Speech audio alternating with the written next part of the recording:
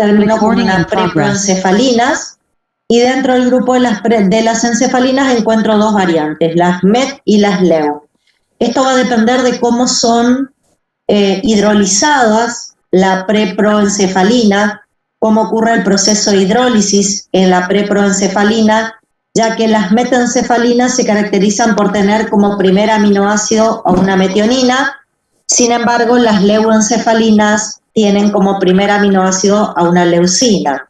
El resto de los aminoácidos de las encefalinas en general son semejantes, lo único que cambia es el primer aminoácido que aparece en sus moléculas, ¿sí? Y esto tiene que ver cómo se produce la hidrólisis de la preproencefalina dentro de las vesículas donde se encuentran las enzimas hidrolíticas.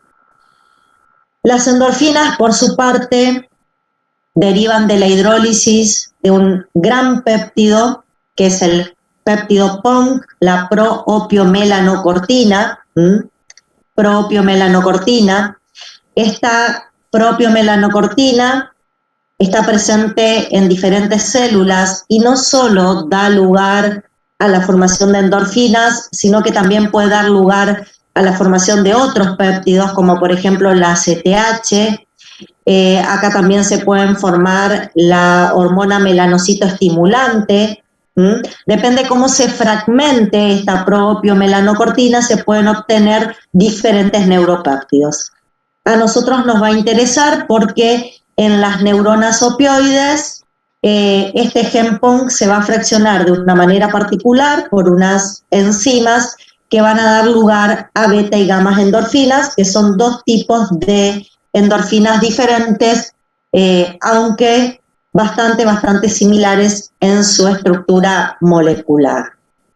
La más común, la más frecuente es la beta endorfina, ¿sí? La que tiene más actividad biológica. Después, las dinorfinas, que provienen de una preprodinorfina, que es hidrolizada y da lugar, como dije, a este péptido, a esta familia de peptidopioides que son las dinorfinas. Los receptores que van a usar cualquiera de estos péptidos opioides son receptores que se designan con letras griegas. Las letras griegas que voy a usar son las letras mu, delta y kappa. Por ahí recordar, chicos, que no son los únicos neurotransmisores que utilizan letras griegas para denominar a sus receptores.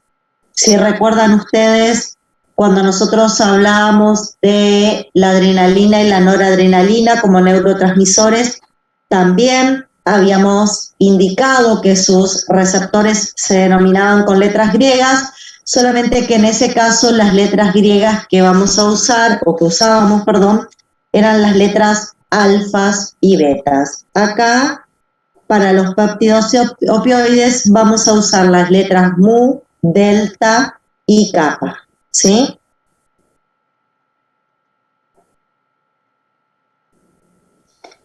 Bien, vamos a ver un poco qué características tienen estos receptores.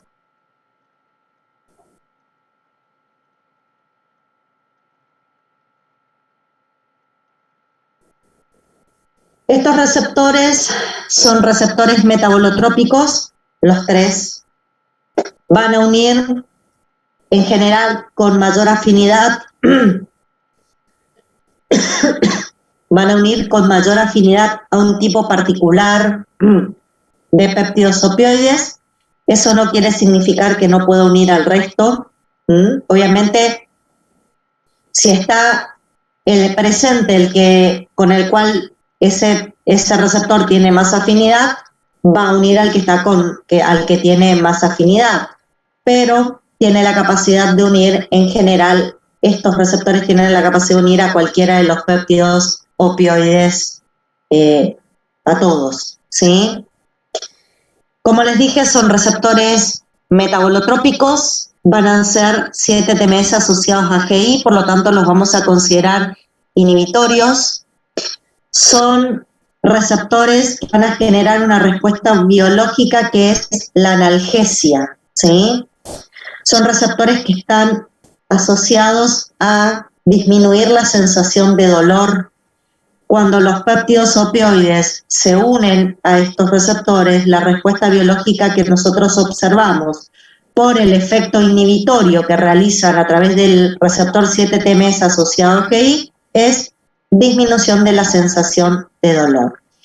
¿Y cómo generan el efecto inhibitorio, en este caso, estos receptores metabolotrópicos? Lo que hacen es disminuir la conductancia al calcio. Impiden que el calcio ingrese en el terminal postsináptico. Y eso lo logran ya que en estos terminales postsinápticos existen una serie de canales de potasios particulares que tienen la característica de que cuando disminuyen los niveles de AMP cíclico, los canales de potasio se van a abrir y van a permitir la salida de potasio al exterior del terminal postsináptico, y con la salida de potasio van a provocar una hiperpolarización del terminal postsináptico, y de esa manera se cierran o permanecen cerrados los canales de calcio voltaje dependiente, ¿sí? Estos receptores actúan de un modo muy semejante al que actuaba el receptor GABA-B que nosotros hemos estudiado en las clases anteriores, ¿sí?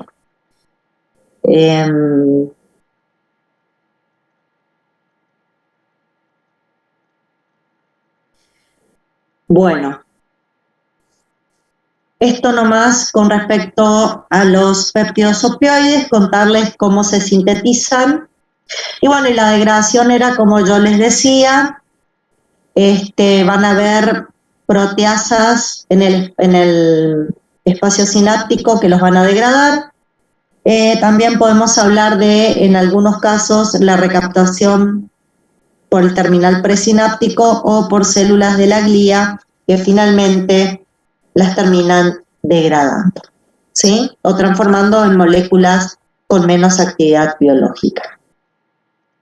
En el caso de las proteasas, obviamente lo que van a hacer es transformar a estos péptidos en sus aminoácidos constitutivos, que van a pasar a formar el pool de aminoácidos que tanto mencionamos hace algunas clases atrás.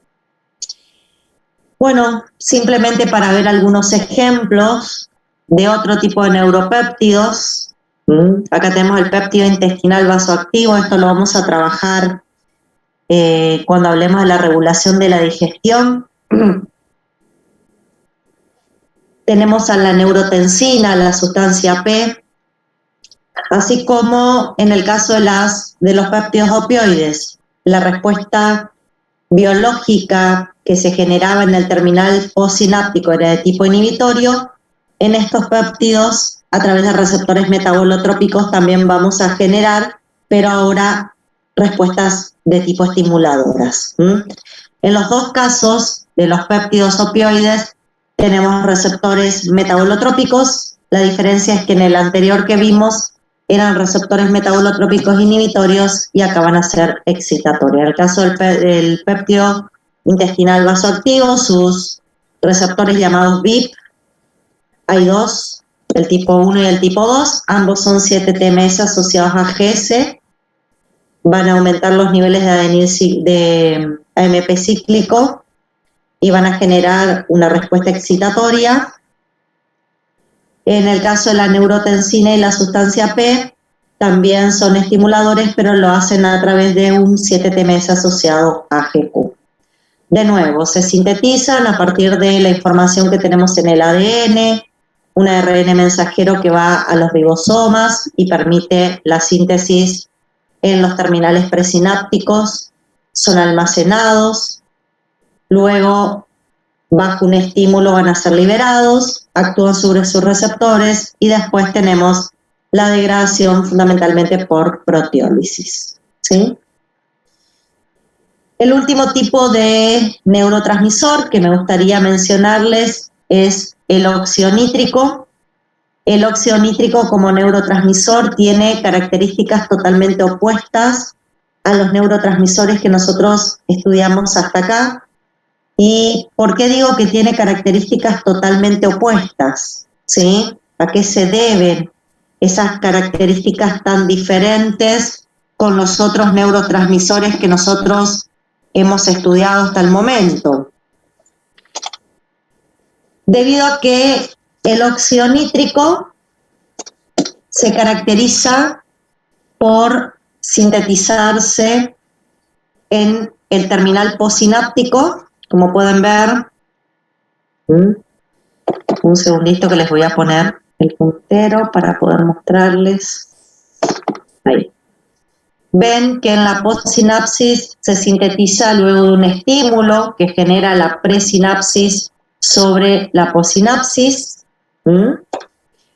También es y pertenece a un grupo de receptores,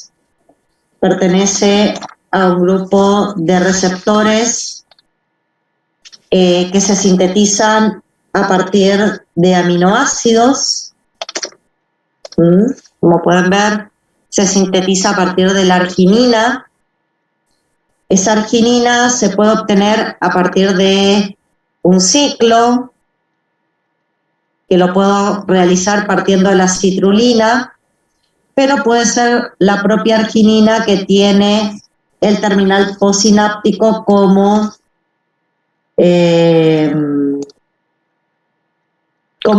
aminoácido que recibe del pool de aminoácidos circulantes. La enzima importante acá es la óxido nítrico sintetasa.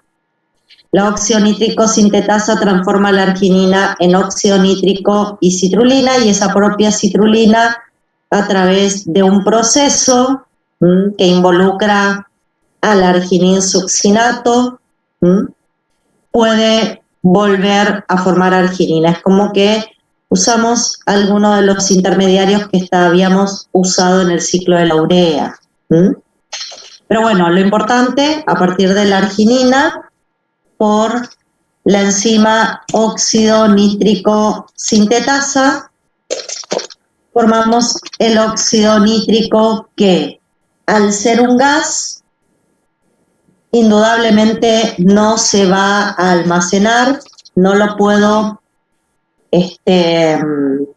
retener en una vesícula. Vieron que los otros neurotransmisores sí se almacenaban en vesículas. Este no, es un gas, así que apenas se sintetice, se va a perder, lo vamos a liberar hacia el exterior.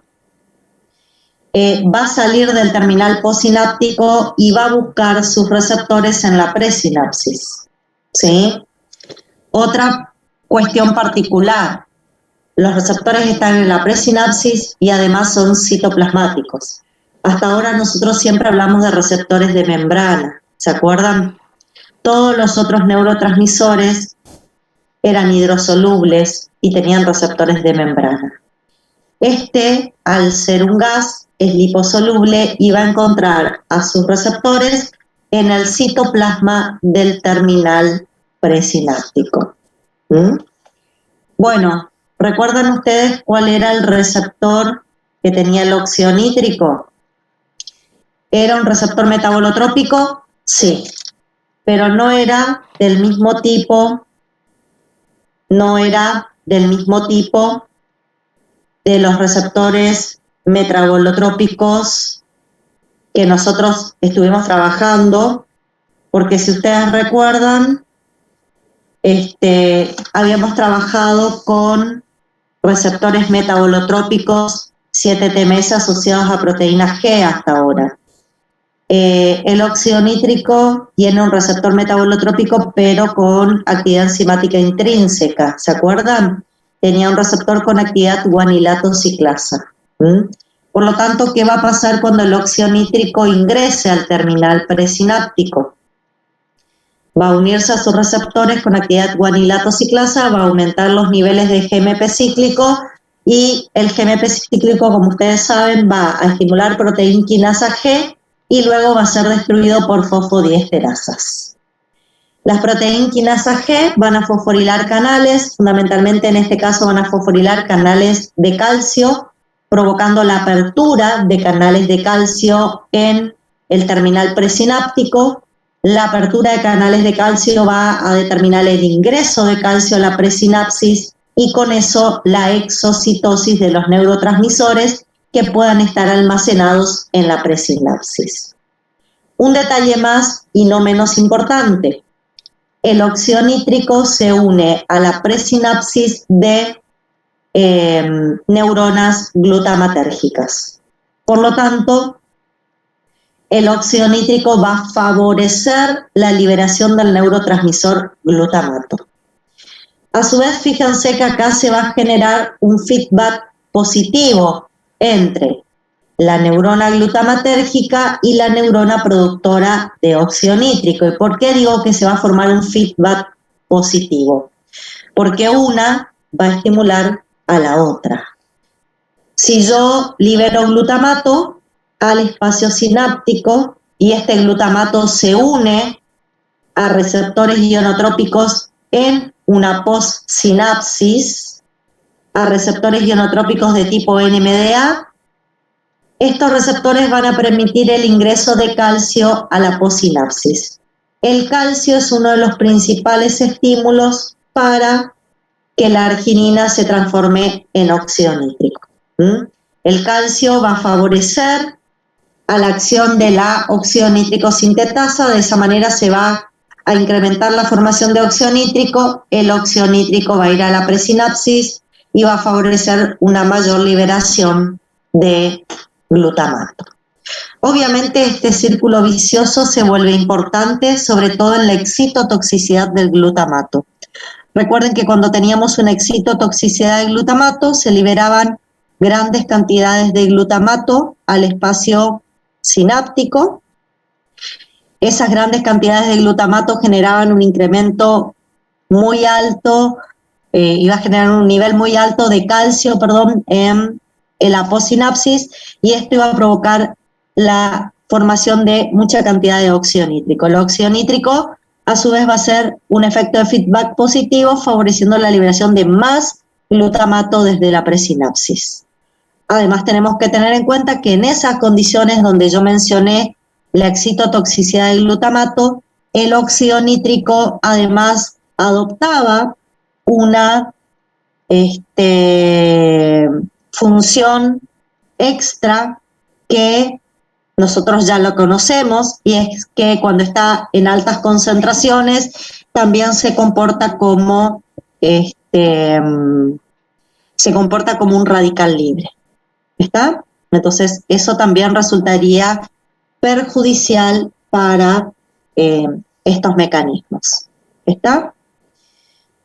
Bien. Estamos hasta acá. Esto era lo que quería compartir con ustedes con respecto a neurotransmisores. Vimos algunos ejemplos más, vimos algunos neuropéptidos, algunos excitatorios, otros inhibitorios. Vimos que en general en el caso de los neuropéptidos iban a tener un mecanismo de síntesis y degradación semejante. Lo que iba a cambiar era al tipo de receptores que se iba a unir. Cada neuropéptido tiene su receptor en particular.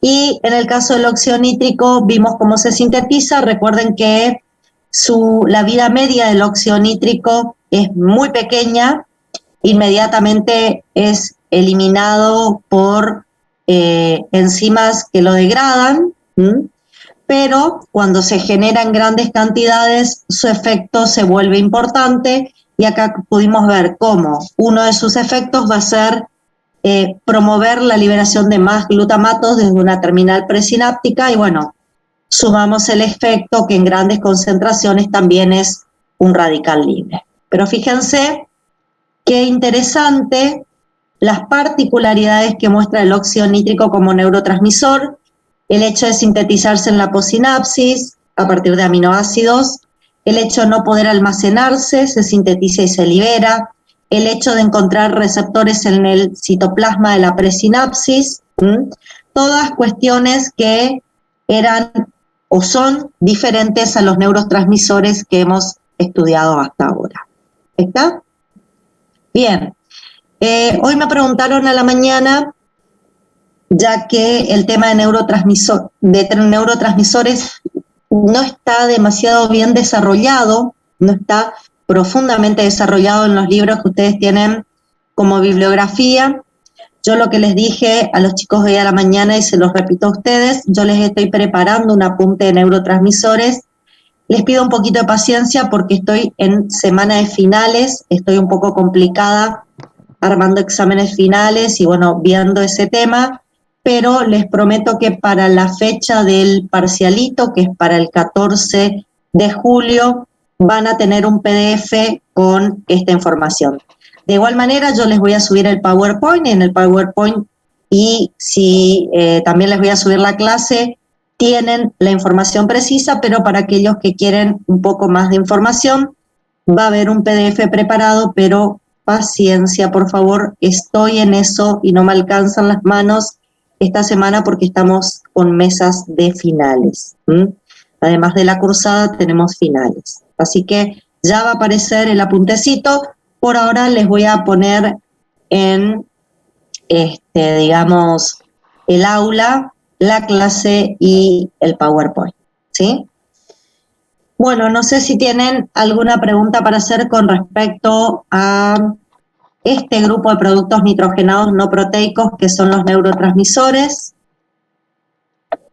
Si alguien quiere hacer alguna pregunta, puede levantar la mano o escribirme a través del chat. Si no, directamente vamos a, digamos, a ir al otro grupo de productos nitrogenados no proteicos. Vamos a continuar dentro del tema de los productos nitrogenados no proteicos y en este caso vamos a trabajar con los nucleótidos, ¿sí? Bueno, para que ustedes tengan un poquito presente el tema de los nucleótidos, yo sé que por ahí nos acuerdan un poco sus estructuras. Vamos a repasar el tema de nucleótidos. Ahí estamos. Bien, ¿qué era un nucleótido? A ver si lo recordamos. ¿A qué le llamamos nucleótido? Los nucleótidos, si lo repasamos, son las unidades fundamentales de los polímeros que son los ácidos nucleicos. También los nucleótidos son moléculas que suelen tener funciones de moléculas energéticas en nuestro organismo y algunos nucleótidos suelen formar parte de la estructura de algunos cofactores enzimáticos. ¿De quiénes estoy hablando? Estoy hablando de las sustancias que se conforman por la unión de un nucleósido más un grupo fosfato. ¿Qué era un nucleósido? Volvamos un poquito hacia atrás. Un nucleósido es una biomolécula formada por la unión de una base nitrogenada, que puede ser de tipo púrica o pirimídica, con una pentosa. Acá hay un enlace beta-glucosídico entre la base nitrogenada y la pentosa puede ser de dos tipos, puede ser una ribosa o puede ser una desoxirribosa.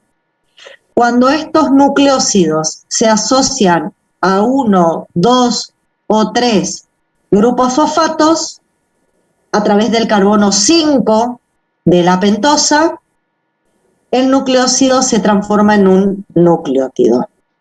¿Qué tipo de nucleótidos existen? Bueno, va a depender de cuál es la base nitrogenada que está presente y cuál es la pentosa que está presente, así como también la cantidad de grupos fosfatos. A ver, vamos a considerar nucleótidos que tienen un solo grupo fosfato. Como les dije, pueden tener 1, 2 o 3, pero vamos a hacer referencia a los que tienen uno solo. Y vamos a ver primero a los nucleótidos que tienen como pentosa a la ribosa. ¿Qué nucleótidos de importancia tenemos nosotros en nuestro organismo que tienen a la ribosa presente y que tienen un solo grupo fosfato? Bueno, si miramos a las bases púricas y consideramos la adenina, ¿sí? Tenemos al nucleótido adenosina monofosfato, que tiene una ribosa, una adenina y un grupo fosfato, y tenemos a la guanosina monofosfato, que tiene una base nitrogenada guanina, una ribosa y un grupo fosfato. Estos nucleótidos generalmente nosotros los tenemos como trifosfato. Como monofosfatos no suelen ser de utilidad, ¿sí?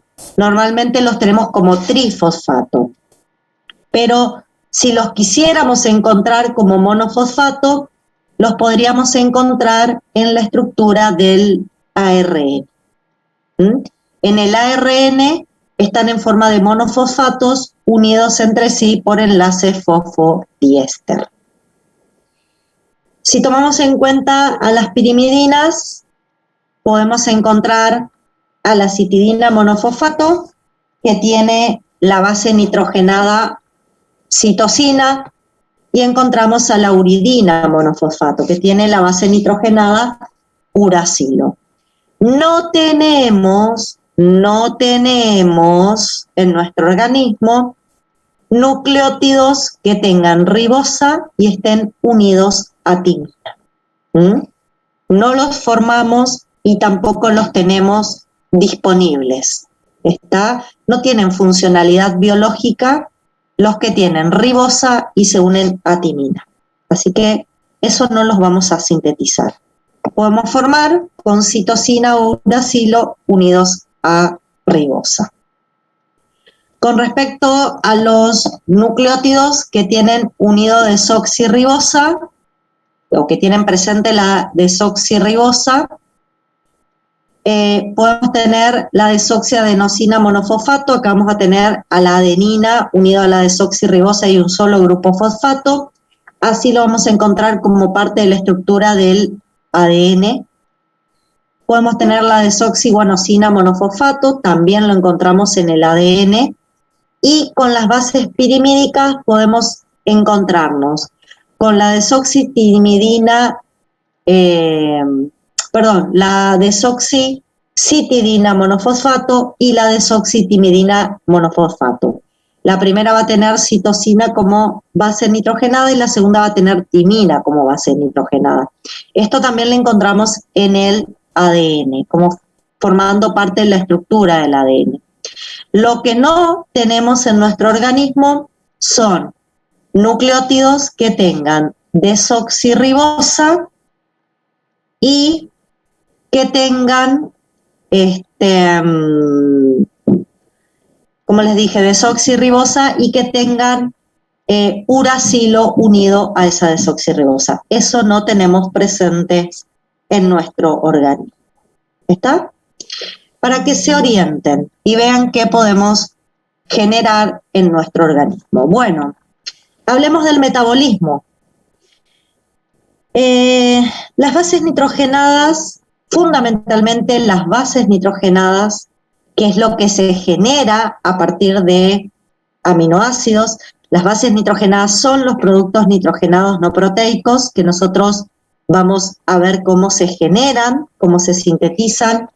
Pueden provenir de dos destinos. Pueden ser bases exógenas que provengan de la absorción intestinal cuando degradamos nucleótidos que están presentes en la dieta, o las podemos sintetizar de manera endógena por un proceso de biosíntesis, ¿sí? Ese proceso de biosíntesis se llama biosíntesis de novo porque vamos a partir de moléculas que en general son aminoácidos y vamos a ir conformando el anillo de la base nitrogenada. Estos dos grandes grupos de bases nitrogenadas van a formar todo el pool que yo tengo de bases nitrogenadas. Normalmente las que yo incorporo con la dieta se catabolizan en mi cuerpo. El único destino que tienen las que se incorporan con la dieta es ingresar directamente a catabolismo. No las reutilizo con otros fines biológicos. A veces sí, y vamos a ver dentro de este metabolismo que estamos estudiando, que cuando envío bases nitrogenadas a catabolismo, algunas de ellas las puedo rescatar y por un mecanismo de reciclaje las puedo incorporar al grupo de bases nitrogenadas endógenas. Ese es un pequeño porcentaje, ¿sí? Pero en general las exógenas en su totalidad son catabolizadas, forman productos finales que después vamos a ver de qué se tratan y son excretadas y eliminadas al exterior. ¿Para qué uso las bases nitrogenadas? ¿Sí? Un detalle más. También puedo obtener bases nitrogenadas endógenas cuando degrado nucleótidos o degrado ácidos nucleicos en el interior de mi organismo. La degradación de nucleótidos o ácidos nucleicos dentro de mi organismo me van a liberar bases nitrogenadas que también van a conformar el pool de bases nitrogenadas endógenas. O sea que este pool se alimenta por la biosíntesis de novo, por la degradación de nucleótidos y ácidos nucleicos y por un reciclaje donde yo rescato del catabolismo algunas bases nitrogenadas. Les decía, ¿qué utilidad tienen las bases nitrogenadas? Para formar nucleótidos, y esos nucleótidos ¿para qué me van a servir? Para ácidos nucleicos, para transformarse en moléculas energéticas o para transformarse en cofactores enzimáticos. O sea que las bases nitrogenadas pueden tener todos esos destinos, digamos, directamente conformar nucleótidos y a partir de ahí ácidos nucleicos, moléculas energéticas o, como dije, cofactores enzimáticos, ¿sí? ¿Qué procesos vamos a estudiar dentro de lo que es el metabolismo de nucleótidos? ¿Qué procesos van a estar involucrados en este metabolismo de nucleótidos? Bien, van a estar involucrados la biosíntesis de novo de nucleótidos púricos, que es uno de los principales procesos biosintéticos, es andargónico, hay gasto de ATP. También podemos hablar de la biosíntesis de novo de nucleótidos pirimídicos, es otra vía metabólica endergónica que vamos a estudiar. Están las vías de recuperación, donde algunas bases nitrogenadas que han sido destinadas al catabolismo pueden ser recuperadas y de esa manera reutilizadas en el pool endógeno de bases nitrogenadas. Generalmente la biosíntesis de novo genera nucleótidos usando la pentosa ribosa. Por lo tanto, si yo lo que necesito son desoxirribonucleótidos, tengo que recurrir a una vía biosintética en particular que toma ribonucleótidos, que toma nucleótidos que tienen ribosa y los transforma en desoxirribonucleótidos. Ya vamos a ver cómo se genera esa transformación. Y finalmente, una vez que tenemos todas las vías biosintéticas analizadas, vamos a ir a las vías catabólicas de nucleótidos púricos y las vías catabólicas de nucleótidos pirimídicos. ¿Está? Bien. Vamos a empezar por la primera de las vías. Vamos a empezar por la biosíntesis de novo de nucleótidos de purina. Les comento que para poder iniciar con la biosíntesis de novo de nucleótidos de purina, uno de los primeros sustratos que voy a necesitar es una sustancia que se llama 5-fosforribosil 1-pirofosfato, conocido con la sigla PRPP. Este PRPP que yo necesito para la biosíntesis de novo de nucleótidos de purina, no lo voy a necesitar solamente en esta vía metabólica, también lo voy a necesitar como un sustrato en la biosíntesis de novo de nucleótidos de pirimidina y también en la vía de reciclaje o las vías de recuperación que vamos a analizar a lo largo de las clases, ¿sí? Entonces, esta formación del PRPP es importante para todo lo que es proceso biosintético dentro del metabolismo de nucleótidos. ¿Y cómo sintetizo PRPP? Para poder sintetizar PRPP necesito esta sustancia que ustedes tienen a la izquierda. Necesito ribosa 5-fosfato. ¿Se acuerdan ustedes qué proceso metabólico que nosotros realizábamos exclusivamente en posingesta permitía que nosotros obtengamos ribosa 5-fosfato? Había una vía metabólica exclusiva, exactamente, gracias José, la vía de las pentosas, ¿sí? Bueno, voy a necesitar que esté presente la vía de las pentosas y me aporte ribosa 5-fosfato. ¿Está? Recién ahí voy a poder tomar esa ribosa 5-fosfato y gastando una molécula de ATP con 2 enlaces de alta energía, porque fíjense que el ATP se transforma en AMP, pierdo 2 enlaces de alta energía, y usando una enzima que es la PRPP sintetasa, fosforibosil pirofosfato sintetasa, voy a incorporar un pirofosfato en el carbono 1 de la ribosa 5-fosfato. Y de esa manera voy a formar el PRPP. Un detalle que no les dije. En general, los procesos metabólicos de los nucleótidos ocurren en la mayor parte de las células y son procesos citoplasmáticos, ¿sí?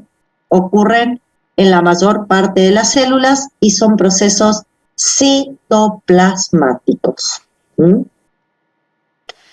Bueno, una vez que tengo el PRPP, voy a tener que, fíjense, tengo la ribosa ya con un grupo fosfato en el carbono 5, lo que me estaría faltando para que esto se transforme en un nucleótido es incorporar la base nitrogenada. Así que vamos a ver cómo armamos la base nitrogenada púrica. Para armar la base nitrogenada púrica, que la tienen acá en la parte inferior, este es el anillo púrico que vamos a armar inicialmente. Fíjense que las purinas se caracterizan por ser heterociclos. Este es un doble heterociclo. Es un ciclo de 6 carbonos unido a uno de 5, y lo llamo heterociclo porque además de tener carbonos en su estructura molecular, también tiene nitrógenos. Por eso es un heterociclo. ¿Está? Bueno, ¿cómo voy a formar este heterociclo una vez que tengo el PRPP? Lo primero que voy a usar para empezar a formar el anillo es un aminoácido glutamina. Voy a usar el aminoácido glutamina por una enzima que después yo las voy a mencionar porque es regulable. Yo después voy a mencionar cuáles son las enzimas regulables, así que no se preocupen. Voy a usar una glutamina que va a desprender un grupo amino y se va a transformar en glutamato, ¿sí? Va a llegar la glutamina, va a desprender un grupo amino y va a volver a salir como un glutamato. Ese grupo amino es el nitrógeno número 9. Este nitrógeno número 9 se va a unir acá al carbono 1 de la pentosa. Este nitrógeno 9, el nitrógeno 9 se va a unir al carbono 1 y como ustedes pueden ver, se desprende el pirofosfato que estaba unido al carbono número 1. Se desprende el pirofosfato que estaba unido al carbono número 1. ¿Está? Bien. A partir de ahí voy a usar ahora una glicina. Voy a utilizar completamente toda la estructura de la glicina. Y la glicina como aminoácido me va a aportar el carbono 4, pueden ver acá unido al nitrógeno 9, el carbono 4, el carbono 5 y el nitrógeno 7 de este primer anillo que conforma el núcleo de purina. ¿Sí? Tengo esto unido hasta ahora por la incorporación del grupo amino de la glutamina y en su totalidad por la incorporación de la glicina. También voy a usar como sustratos, fíjense la cantidad de sustratos que estamos usando, son muchos. También voy a usar como sustrato un derivado de la vitamina ácido fólico, que es el N10-formil tetrahidrofolato. Este N10-formil tetrahidrofolato es un sustrato que generalmente me aporta carbonos, es derivado de la vitamina ácido fólico. El tetrahidrofolato se desprende de un carbono, me queda como hidrofolato, y el carbono que desprende va a ser el carbono número 8 que yo voy a necesitar para cerrar la primer parte del anillo de purina. Este carbono 8 me lo entrega el derivado del ácido fólico, el N10-formil tetrahidrofolato. Luego vuelvo a usar una glutamina que me vuelve a entregar solamente un grupo amino y sale como glutamato. Esta segunda glutamina ahora me va a aportar el nitrógeno 3, que va a empezar a conformar la segunda parte del anillo de purina. Luego voy a usar un dióxido de carbono o bicarbonato. Este dióxido de carbono o bicarbonato me va a introducir un grupo carbonilo en el carbono número 6 del anillo de purina, es un grupo carbonilo. Voy a incorporar después un aspartato. El aspartato me va a aportar solamente el grupo amino y se va a desprender su cadena carbonada en forma de fumarato. Me va a aportar el nitrógeno número 1 del anillo de purina. Y por último voy a tener un nuevo derivado de ácido fólico, una nueva molécula de N10-formil tetrahidrofolato que me va a aportar el carbono 2 y de esa manera voy a generar un anillo de purina completo usando glutamina, glicina, dos glutaminas, una glicina, 2 derivados de ácido fólico, un dióxido de carbono y un aspartato. Como pueden ver, hay un gran gasto de ATP, es una vía anabólica, ¿sí? Biosintética. Y un detalle, chicos, ustedes deben recordar qué componente del anillo de purina me aporta cada uno de los sustratos que yo incluyo. Eso lo pueden ver perfectamente en la imagen inferior y es lo que yo les fui explicando a medida que fui armando este anillo de purina. ¿Está? Bueno, les cuento, en realidad el anillo de purina que formamos hasta este momento es el anillo de inositol, ¿sí? Y asociado a la ribosa fosforilada me forma el inositol monofosfato. Nosotros no usamos este nucleótido púrico en nuestro organismo, por lo tanto, no va a ser el producto final de esta biosíntesis de novo, va a ser simplemente un intermediario. Este inosinato que tiene inosina, yo dije inositol, es la inosina, que tiene como base nitrogenada púrica a la inosina, no nos es de utilidad, pero lo usamos como intermediario para formar los nucleótidos que tienen la base adenina o guanina, que sí van a ser de utilidad para nosotros en nuestro organismo. ¿Cómo hacemos para llegar desde ese intermediario que tiene la base nitrogenada inosina? ¿Cómo hacemos para llegar a una adenina o una guanina que unida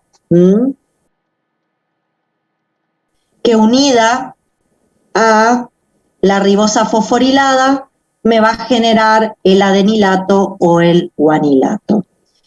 Ya les quiero advertir que esta inosina no puede seguir ambos caminos a la vez. La inosina o se transforma en adenina o se transforma en guanina. No puede seguir ambos caminos a la vez. ¿Cómo determinamos el camino que va a seguir la inosina? Eso se determina dentro de la célula por los niveles de ATP y GTP. A ver, les pido 2 minutos de atención. Si nosotros dentro de la célula tenemos altos niveles de GTP, los altos niveles de GTP van a favorecer la transformación de esta inosina en adenina. Sin embargo, si dentro de la célula lo que predominan son altos niveles de ATP, esos altos niveles de ATP van a favorecer la transformación de la inosina en guanina. ¿Está? ¿Quedó claro? Bien. Entonces, vamos por la primera opción. Si tenemos altos niveles de GTP, vamos a, por una adenilsuccinato sintetasa, vamos a incorporar un aspartato, lo vamos a unir a el anillo de inosina, vamos a unir completamente el aminoácido aspartato al anillo de inosina, que inmediatamente va a ser degradado por una liasa. La liasa lo que va a hacer es romper parte de la estructura del aspartato y liberarlo como fumarato, y va a dejar unido al anillo de inosina el grupo amino. Ese grupo amino y ese grupo amino y toda esa estructura se había unido, eso no les dije, a este carbono que es el carbono número 6. ¿Se acuerdan que el carbono número 6 era aportado por el bicarbonato o el dióxido de carbono? Era un carbono carbonílico, yo les había dicho, y fíjense, se va a incorporar la estructura del aspartato, inmediatamente va a aparecer una liasa que va a romper acá uno de los enlaces y solamente me va a dejar unido un grupo amino al carbono 6. Como pueden ver, la diferencia entre la adenina y la inosina es que la inosina en el carbono 6 tiene un grupo carbonilo y la adenina tiene un grupo amino unido. Ahora la inosina se acaba de transformar en adenina y de esa manera yo tengo el AMP o adenilato, mi primer nucleótido de purina formado dentro de la célula. Indudablemente el AMP no me es de utilidad, lo necesito en forma de ATP, sin embargo ahora ya les cuento cómo lo transformamos en ATP. Vamos con la segunda opción. ¿Cuál sería nuestra segunda opción? Nuestra segunda opción es que tenemos altos niveles de ATP, por lo tanto, lo primero que va a sufrir este anillo de inosina es una oxidación. Se va a oxidar el carbono número 2 del anillo de inosina. Fíjense que este carbono número 2 era un carbono que contenía hidrógeno, ahora se transforma en un carbono con un grupo ceto, es un grupo carbonilo, y por una amidotransferasa vamos a desprender un grupo amino de una glutamina que se va a liberar como glutamato, solamente va a desprender el grupo amino y vamos a incorporar ahora a ese carbono 2 el grupo amino. Fíjense, en este carbono 2 hemos incorporado un grupo amino y de esa manera la inosina se transforma en guanina. Y así aparece el guanilato o el guanosin monofosfato, que en realidad en esas condiciones no es de utilidad, lo necesitamos en forma de GTP, pero como dije, ya vamos a ver cómo los fosforilamos. Pero hasta acá quiero que vean lo siguiente. Quiero que recuerden todos los sustratos que vamos a necesitar. Y esto ustedes lo tienen que tener presente. Para el nitrógeno 9 vamos a necesitar una glutamina, para el carbono 4, 5 y nitrógeno 7 una glicina, para el carbono 8 un derivado del ácido fólico, para el carbono 6 un bicarbonato o dióxido de carbono, para el nitrógeno 1 un aspartato, para el carbono 2 un derivado de ácido fólico y para el nitrógeno 3 una nueva glutamina. Ahora bien, si quiero formar una adenina, necesito un aspartato que me va a unir un grupo amino en el carbono 6, y si quiero una glutamina, una guanina, necesito una glutamina que me aporte un grupo amino, y el grupo amino lo voy a unir en el carbono número 2. Todos esos sustratos son esenciales para la biosíntesis. Como dije, en la forma de AMP no me sirve, ¿sí? Yo lo necesito en forma de ATP. ¿Cómo puedo transformar el AMP a ATP? Hay varias maneras. Una de las maneras es usando adenilato quinasa. La adenilato quinasa combina una AMP con un ATP, forma 2 ADPs, y luego combina 2 ADPs y da otra vez una AMP y un ATP. En realidad, si ustedes miran, la acción de la adenilato quinasa parece un ciclo vicioso, porque parto de AMP y ATP y obtengo AMP y ATP. Pero bueno, el que estaba como AMP es el que termina transformándose en ATP. Indudablemente esta no es la mejor manera que tenemos para transformar el AMP en ATP. ¿Cuál podría ser una mejor opción para transformar el AMP en ATP? Bueno, la mejor opción es la siguiente: usar la adenilato quinasa para transformar una AMP en ADP, gastando un ATP, y una vez que tengo como productos 2 ADPs, porque fíjense, cuando reacciona el ATP con el AMP, me quedan como productos 2 ADPs. Y una vez que tengo como productos esos 2 ADPs, los envío a la fosforilación oxidativa, mecanismo que nosotros estudiamos que ocurría en la mitocondria, ¿se acuerdan? Fosforilación oxidativa mitocondrial, ¿sí? Ahí usamos los ADPs para transformar en ATP, o tanto en la glucólisis como en el ciclo de Krebs teníamos unos procesos que se llamaban fosforilaciones a nivel de sustrato. Ahí también podemos usar esos ADPs para finalmente transformarlos en moléculas de ATPs. ¿Está? Bueno, esta es una de las posibilidades. ¿Cuál es la otra posibilidad? La otra posibilidad, bueno, en el caso del GMP, ¿cómo transformamos GMP en GTP? De nuevo, con una guanilato quinasa, gastando ATP, puedo transformar el GMP en GDP y el ATP en ADP. Y este GDP por una nucleósido difosfato quinasa, nuevamente gastando un ATP, lo puedo transformar en GTP. Pero esto es energéticamente un poco desfavorable porque estoy gastando mucho ATP para generar GTP, ¿no es cierto?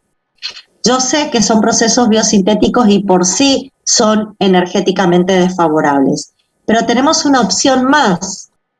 Podemos usar la guanilato quinasa para formar el GDP a partir de ATP y a partir de ahí usar en el ciclo de Krebs la succinato tioquinasa, que realiza una fosforilación a nivel de sustrato que va a transformar el succinil-CoA en succinato y un GDP más un fosfato inorgánico lo va a transformar en GTP. Esta por ahí es una reacción que nos favorecería energéticamente porque podríamos obtener el GTP sin que en ese intento se gaste tantas moléculas de ATP. Bueno, vayamos a la regulación. Fundamentalmente hay dos enzimas que se regulan, están al comienzo de la vía. La PRPP sintetasa que yo les mencioné es una enzima regulable y también la amidotransferasa. ¿Dónde vamos a encontrar la enzima amidotransferasa? Acá. Cuando ingresa la primer glutamina, e incorporamos el primer grupo amino, que es el nitrógeno número 9 del anillo de purina, ahí participa la amidotransferasa, que es la otra enzima regulable que tenemos en este proceso. Las dos enzimas, son enzimas alostéricas. Empecemos por ahí. Tienen fundamentalmente moduladores alostéricos negativos. Los principales moduladores alostéricos negativos son los productos finales: AMP, ADP, ATP, GMP, GDP, GTP.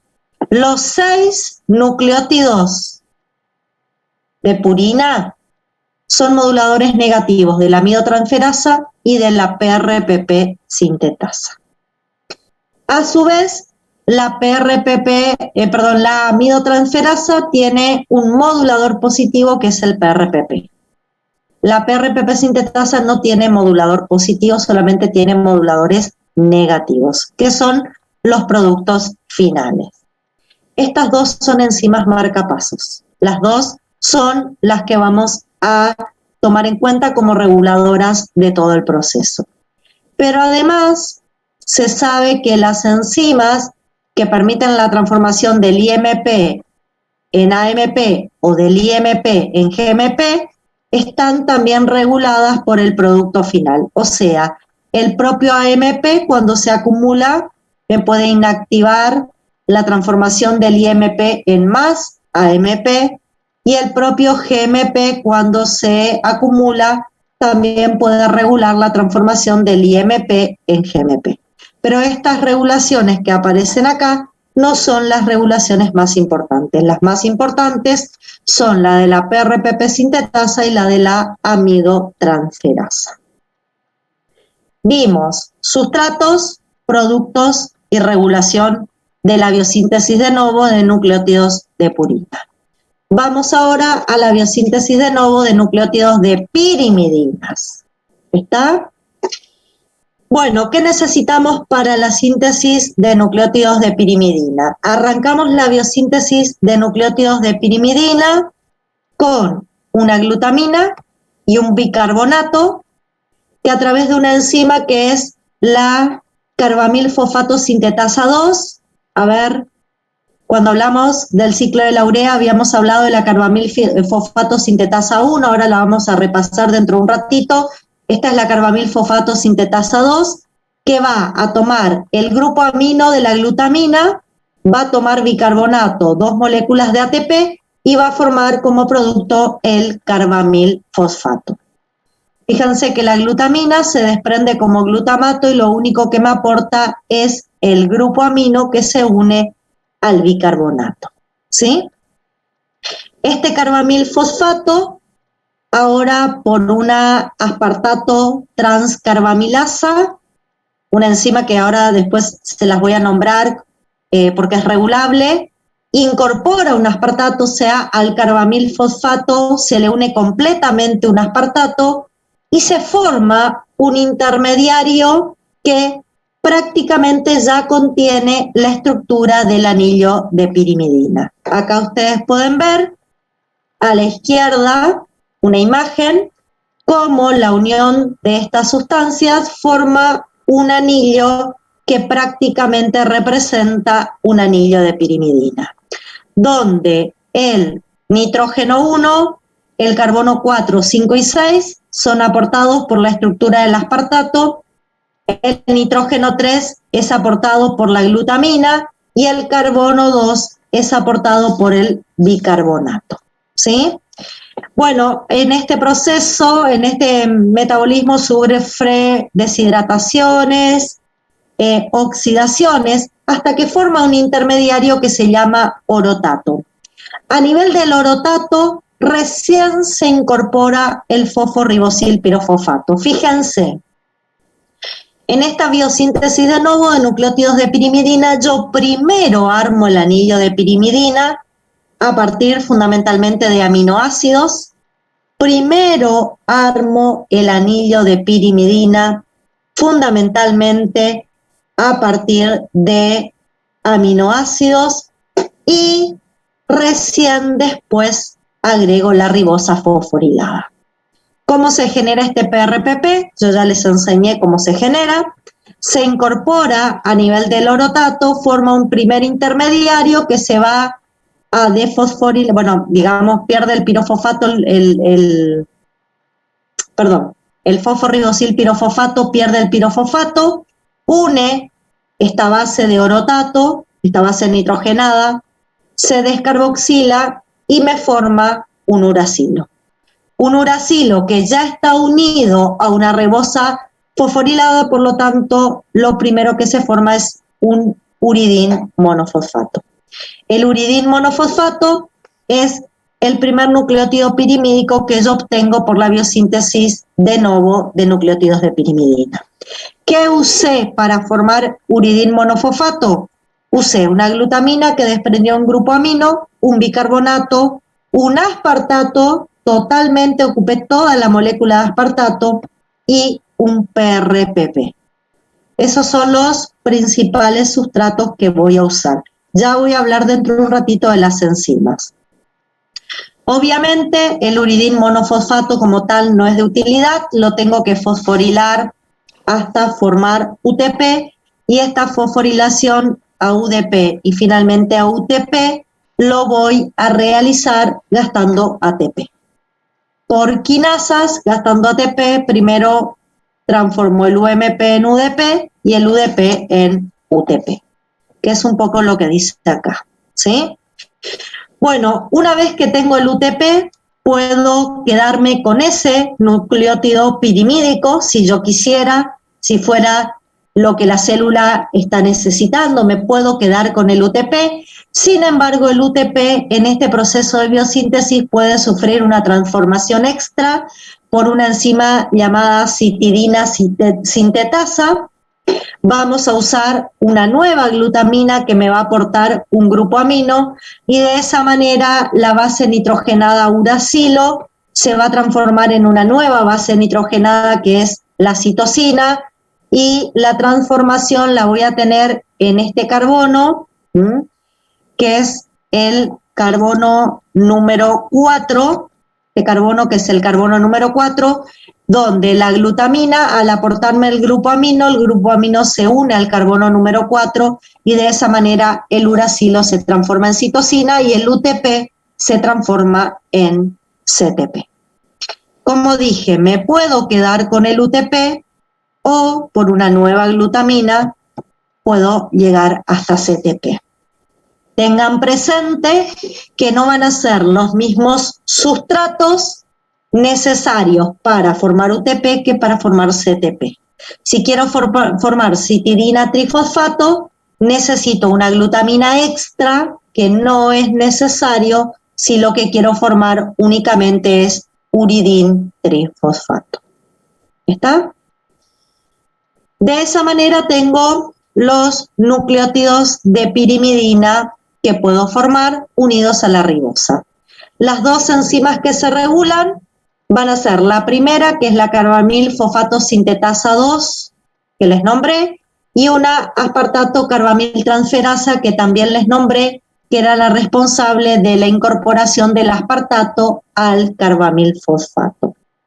Estas dos enzimas también son enzimas alostéricas, ¿sí? También van a estar reguladas por moduladores. En este caso, la carbamil fosfato sintetasa 2 va a tener moduladores positivos, el PRPP, que no es sustrato de la enzima, pero actúa como modulador positivo de la carbamil fosfato sintetasa 2, y el UTP es modulador negativo de la carbamil fosfato sintetasa 2. Por su parte, la aspartato carbamil transferasa también tiene moduladores positivos y negativos. El sustrato de la enzima, el carbamil fosfato, es modulador positivo de la enzima y el UMP y el CTP son moduladores negativos de esta enzima. UMP y CTP son moduladores negativos de esta enzima. ¿Está? También es una enzima alostérica y se regula por moduladores. También son, enzimas alostéricas que se regulan por moduladores. Yo les hablé hace un ratito cuando dije la carbamilfosfato sintetasa, les dije, chicos, recuerden que nosotros hablamos ya de una carbamilfosfato sintetasa y justamente para que ustedes no tengan inconvenientes y confundan a estas isoenzimas, es que les puse un cuadro comparativo de las dos isoenzimas que funcionan en nuestro organismo. Recuerden, la carbamilfosfato sintetasa 1 la utilizábamos como enzima marcapasos en el ciclo de la urea. Esta enzima, la carbamilfosfato sintetasa 2, la que nombramos hoy, la usamos como una enzima regulable de la síntesis de nucleótidos con pirimidinas.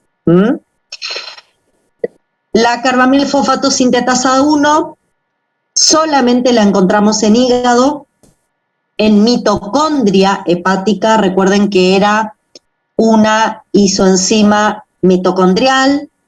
La carbamilfosfato sintetasa 2 está en citoplasma. Yo dije que los procesos de biosíntesis de novo que vamos a realizar en para estos nucleótidos ocurren en citoplasma y está presente en prácticamente todos los tejidos, ¿sí? Así que esta es una enzima, la carbamilfosfato sintetasa 2, que va a estar presente en la mayor parte de los tejidos. ¿Qué otra diferencia encontramos? Con respecto a la regulación, tienen ambas regulación alostéricas, pero recuerden que la carbamilfosfato sintetasa 1 tenía como efector o modulador alostérico positivo al N-acetilglutamato y este tiene como efector o modulador alostérico positivo al PRPP. Si quisiéramos agregar, podríamos decir que la carbamilfosfato sintetasa 2 no solo tiene moduladores alostéricos positivos, sino que también tiene negativos. Recuerden que el UTP era un modulador alostérico negativo. Y bueno, finalmente, ¿qué otras diferencias? ¿De dónde viene el amoníaco que alimenta a esta enzima como sustrato? En el caso de la carbamilfosfato sintetasa, el amoníaco podía provenir de distintos procesos. Podíamos tener amoníaco de degradación de glutamina, podíamos tener amoníaco de degradación de glutamato, podíamos tener amoníaco que venía de la degradación de aminoácidos a nivel intestinal y llegaba al hígado por el sistema porta. Podíamos tener,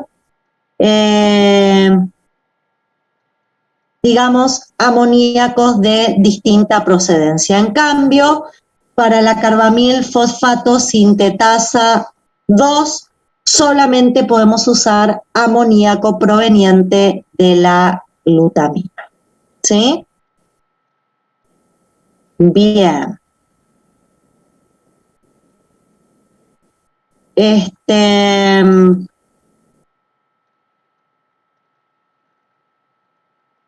Un segundito. Ya estoy con ustedes, voy a conectar un minuto mi computadora y ya sigo con ustedes, chicos.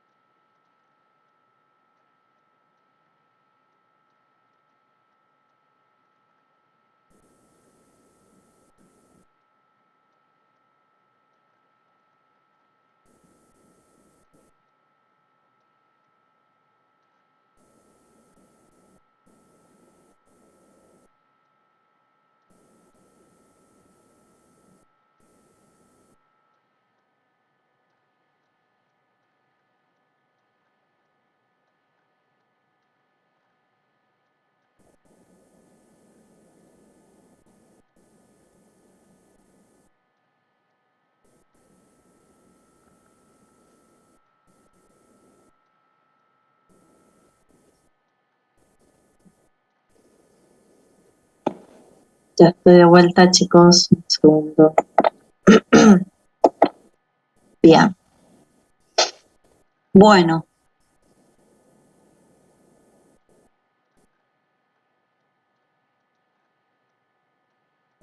Entonces, volviendo al inicio y para ir cerrando un poco lo que estuvimos viendo la clase de hoy, seguimos trabajando con metabolismo de aminoácidos, seguimos trabajando con, en este caso, productos nitrogenados no proteicos y fundamentalmente estamos hablando del metabolismo de nucleótidos. Hablamos hoy más que nada de la síntesis de bases nitrogenadas asociadas a ribosa formando ribonucleótidos, ¿sí? Un proceso que llamamos biosíntesis de novo porque estamos usando aminoácidos para sintetizar básicamente la base nitrogenada. Es un proceso muy endergónico, tiene mucho gasto de ATP, sin embargo, es la principal fuente de nucleótidos púricos y pirimídicos para la formación de ácidos nucleicos o los otros destinos metabólicos que tenemos para los nucleótidos en nuestras células. ¿Qué es lo que tienen que recordar? ¿Sí? ¿Qué es lo importante de todo lo que dije? En general, siempre en todos los procesos metabólicos yo les indico que me interesa que sepan sustratos, productos y enzimas que se regulan. En el caso de la biosíntesis de nucleótidos púricos y pirimídicos, uno de los sustratos necesarios es el PRPP, que lo obtienen a partir de la ribosa 5-fosfato de la vía de las pentosas. Y en el caso de los nucleótidos de purina, al PRPP obtenido de la ribosa 5-fosfato, le vamos a agregar glutamina, lisina, derivados de ácido fólico, aspartato, dióxido de carbono. Tienen que conocer, como dije, estas moléculas qué componentes del anillo de purina me aportan y no olvidar que cuando vamos a formar un anillo de adenina vamos a necesitar un aspartato extra que me va a aportar el nitrógeno que se va a unir al carbono 6, y cuando quiero formar una guanina voy a necesitar una glutamina extra que me va a aportar un grupo amino que se va a unir al carbono número 2 del anillo de purina, ¿sí? Eso como sustrato. Bueno, reconocer que como en la forma con un solo grupo fosfato no son de utilidad, lo tenemos que llevar a la forma trifosforiladas, y las enzimas marcapasos con su regulación. Estas son las enzimas para la biosíntesis de novo de nucleótidos de purina. Y para los nucleótidos de pirimidina, ¿sí? Si vamos otra vez a sustratos, vamos a usar una glutamina, bicarbonato y aspartato. Glutamina, bicarbonato y aspartato. La glutamina solamente nos aporta el grupo amino, se desprende como glutamato, y ahí tienen que reconocer que me aportan en el anillo pirimídico cada uno de estos sustratos que vamos a utilizar. No se olviden que después tenemos que incorporar el PRPP, así que acá también como sustrato necesito la ribosa 5-fosfato como otra opción, ¿sí? Y por ahí es importante conocer que el primer nucleótido pirimídico que formamos es el UMP. Una vez que formamos el UTP, por fosforilación, recién ahí podemos formar el CTP. Y para formar el CTP, vamos a necesitar una glutamina extra que nos va a aportar también un grupo amino, ¿sí? Finalmente, la regulación, las dos primeras enzimas las carbamilfosfato sintetasa 2 y la aspartato transcarbamilasas con sus moduladores alostéricos positivos y negativos, ¿sí? Como pueden ver, en el caso de los nucleótidos pirimídicos no formamos nucleótidos con timina. ¿Por qué? Porque no existen nucleótidos que tengan ribosa asociada a timina. Y esta biosíntesis de novo usa exclusivamente ribosa como base, como pentosa. Como nosotros no tenemos nucleótidos que tengan una ribosa asociada a timina, los únicos nucleótidos pirimídicos que vamos a formar son el UTP y el CTP, ¿sí? Después, cuando hagamos la síntesis de desoxinucleótidos en la próxima clase, ahí sí vamos a hablar de la formación de desoxinucleótidos con timina, por ejemplo. Por ahora, como tenemos ribosa, solamente la ribosa asociada al uracilo y la ribosa asociada a la citosina.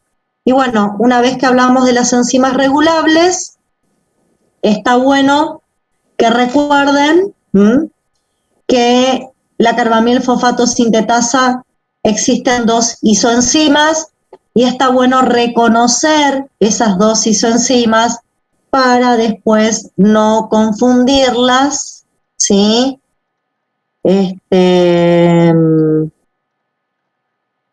Para después no confundirlos en cada una de las funciones de esta enzima.